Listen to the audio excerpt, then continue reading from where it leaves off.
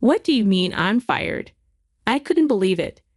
For 20 years, I worked at the company run by my in-laws. Then one day, my husband casually told me I was fired after my father-in-law passed away. Why? I asked, confused. It's because Catherine is taking over the company, he said. Wait, even if Catherine takes over, don't we still need someone to handle the accounting? I questioned. Catherine's boyfriend is going to handle that. You're no longer needed, he replied. I was in shock. Catherine smugly said to me, you should know your place, especially when you're so arrogant despite being an outsider. Enjoy your jobless life from now on. Lol. When Catherine came back, I felt not only left out as a family member, but also unappreciated for my 20 years of hard work at the company. All my efforts seemed wasted. My father-in-law never openly praised me, but if he thought my ideas were good for the company, he would use them. But with Catherine, who seems to see me as an enemy in charge, things probably won't be the same. I no longer have any attachment to such a company. All right then, I hope you all work hard for the company's survival. I told Robert and the others and decided to part ways with the company. My name is Emily. I've always been good at managing money. I studied accounting in college and was hired as an accountant at a major company. It was when I got used to the job that I met Robert, who was younger than me. We met at a bar where he shared that he was helping out with his parents' recycling business. Talking to Robert, who was different from my career-driven colleagues and a bit indecisive, felt refreshing. Robert seemed to like me, and we exchanged contact information, starting to go out for drinks together. As we spent more time together, Robert began sharing about his family, especially his assertive sister, Catherine, who wouldn't settle for anything less than being the best. Catherine went to college, studied business, and worked at a regular company after that. But she didn't help out with the family recycling business. She thinks the recycling business is too plain and can't boast about it to her friends. Oh, Catherine has always done whatever she wanted. Although he sounded exasperated, Robert seemed to care deeply about Catherine. As we shared stories about our families, we grew closer. After dating for a while, Robert proposed to me. I couldn't imagine being apart from him and immediately said yes. I have a favor to ask, Emily. Once we're married, I want you to quit your current job and help with the family business, the recycling business. My mother has been handling accounting, but she hasn't really studied for it. You're an expert in that area, right? I want you to handle our finances. I had grown a bit tired of working for a large company, so the idea of working for a family-run business seemed appealing. I left my job at the major company. As soon as we got married, I started working as an accountant for Robert's father's company. Upon reviewing the books, I realized that my mother-in-law, who had no formal training in accounting, had made numerous mistakes. I began by cleaning up the records and overhauling the company's finances. Eventually, I understood the workings of the recycling business and identified areas where we could cut costs and boost sales. Robert, I have something I want to discuss with you, I said, deciding to consult him about the cost-cutting and business plans I had been developing. Robert quickly skimmed through the materials I had prepared and said, "These are great ideas, Emily. With this business plan, our sales should increase. I'll let Dad and Mom know about it too." My proposal was adopted, and to push forward the cost cuts and the new business plan, I began working tirelessly, even sacrificing sleep.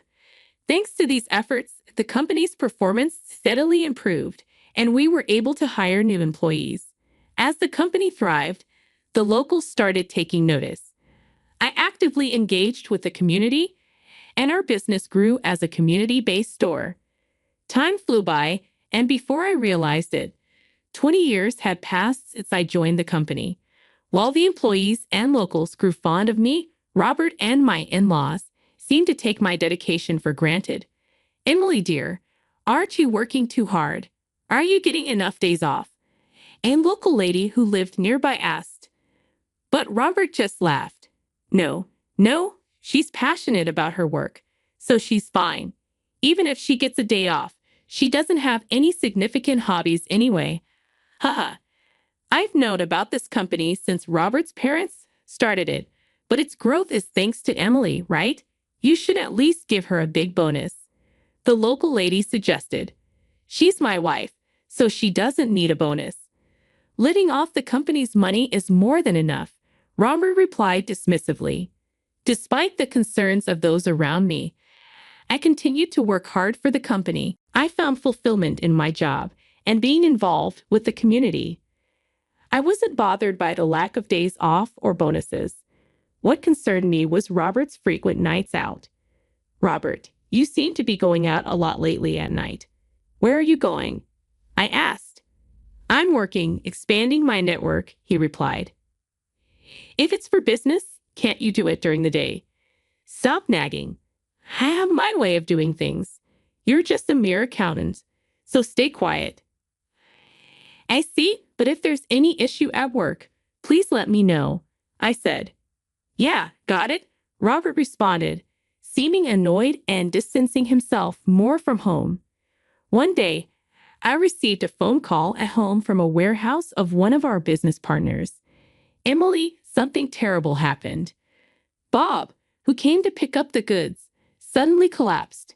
What? I exclaimed. My father-in-law, Bob, was rushed to the hospital, but due to the severity of his injury when he fell, he passed away.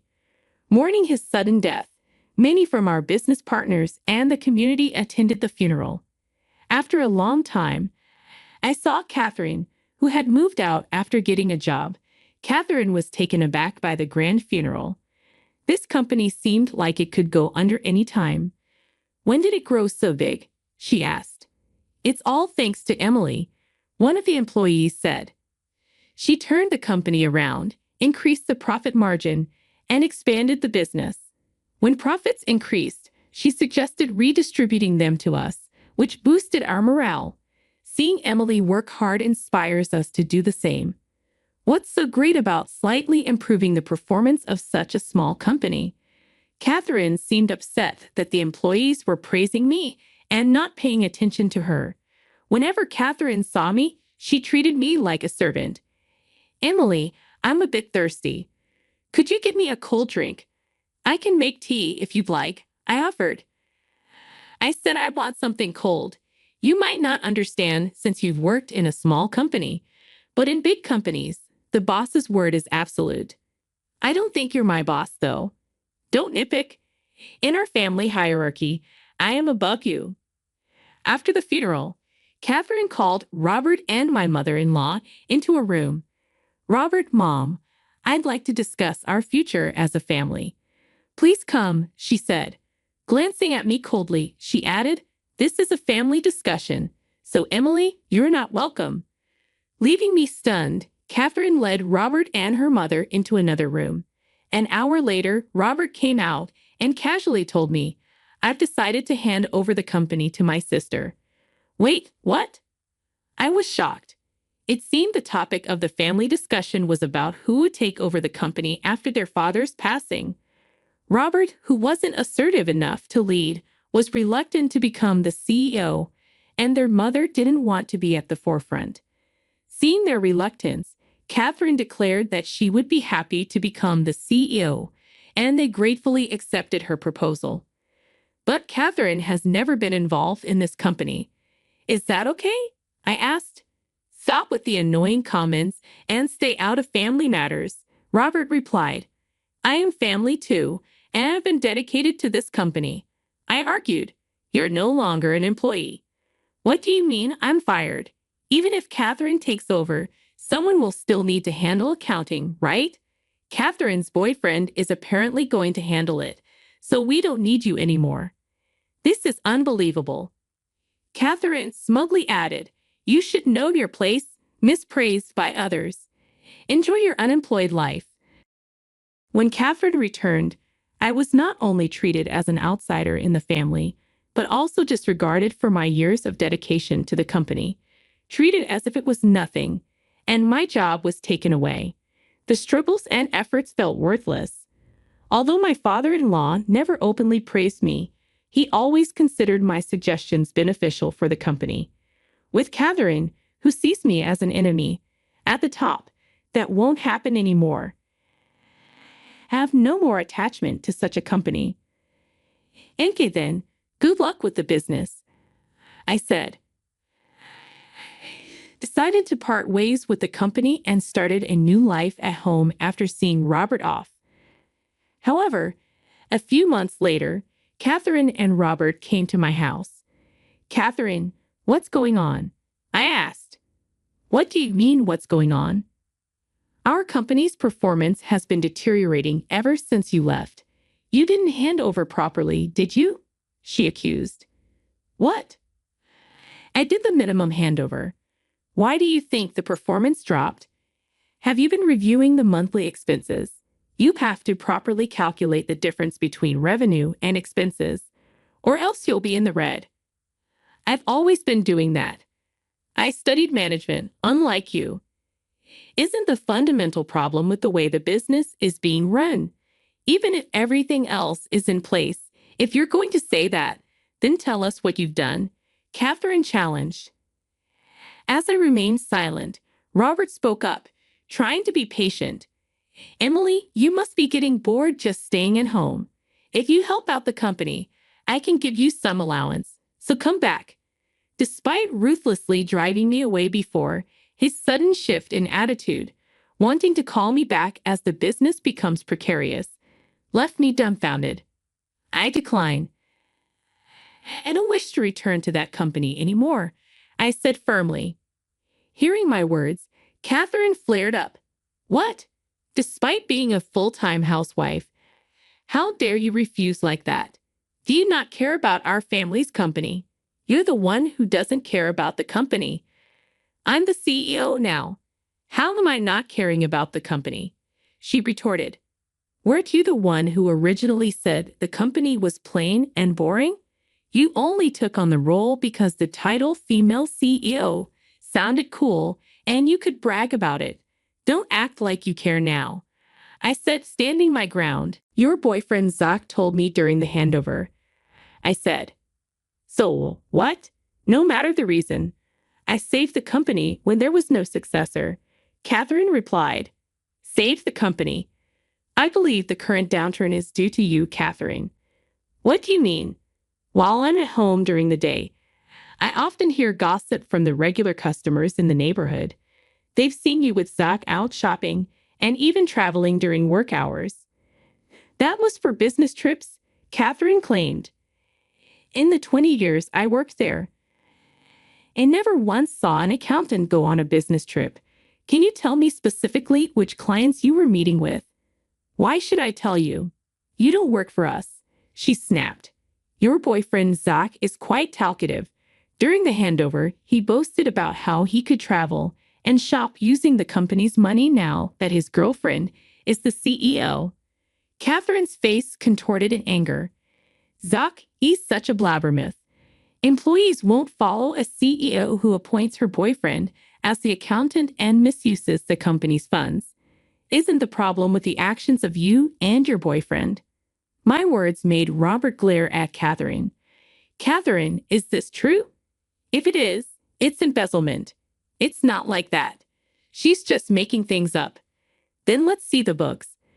Zach seemed to lack knowledge in accounting, so he probably wouldn't know how to cover things up. I'm sure there's evidence of misuse. At this, Catherine turned pale. Seeing her reaction, Robert started accusing her. Making you the CEO was a mistake. I'll report this to Mother and have you dismissed. No. I'm sorry. I was wrong. Please forgive me, Catherine pleaded, leaving in disgrace. The only one left, Robert, turned to me desperately. Emily, we need your help to save the company. Please come back. Like I said before, have no intention of going back, I replied, but we're married. No, our relationship as a married couple is over. I thrust the divorce papers at Robert. What are you saying? If you divorce without returning to work, you'll be the one in trouble. How do you plan to live? He asked. Don't worry about me, I replied, showing Robert the employment notification from the major company I used to work at. After I was fired, I was on a job hunt. I found out that a former colleague had moved to HR. She remembered my performance and recommended me for re-employment. But that doesn't mean we need to divorce. No, there's a reason for the divorce. What? I had been worried about you coming home late since just before your father passed away. So I had a detective agency investigate you these past months and found plenty of evidence of your affairs. I thrust out a photo of Robert meeting with an unknown woman. What is this? He stammered. An affair is a valid reason for divorce, so I will be demanding alimony from you. With undeniable evidence in front of him, Robert had no choice but to agree to my terms and sign the divorce papers and the alimony agreement. With the two documents in hand, I packed up and left our home. Later on, Robert and his mother dismissed Catherine from her position, making Robert the president of the company. They also fired Zach, and his mother took over the accounting as she used to. After being dismissed, Catherine tried to find another job, but her high expectations made it difficult. Apparently, she's now working part-time and is the butt of jokes among her friends. Zach, who was only with Catherine for her money, moved on to another woman once she started working part-time, and Catherine was quickly dumped. With Robert, who lacked leadership skills, and his mother, who had no knowledge of accounting, in charge, the company's performance only declined.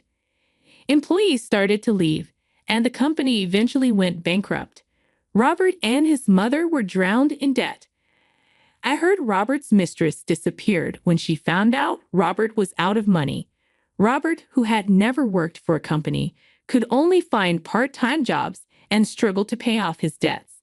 He even had to take care of his aging mother, who couldn't work even part-time, leading a difficult life.